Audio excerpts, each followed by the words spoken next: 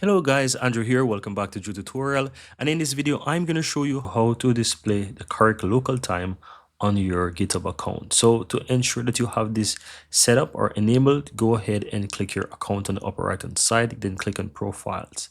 Now on the left hand side here, you will have edit profile. Click there.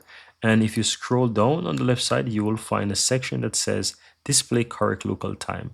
Now, if you want to ensure that you're always using this, you want to check this box and ensure that you select your current country or location where you have. So I would need to go ahead and find mine to be able to ensure that I have the correct time. But you need to go ahead and just search for yours. If you don't know what it is, you can always go ahead and search for what's your current local time in your country, and you should be able to find that. So in my case, I will need to find something for Prague, and here it is. I will just go ahead and choose GMT, plus one here, and just select that, and that's all that you have to do. Click save, and that's it. You're always gonna have the local time or the correct time set up in GitHub. That's pretty much it, guys.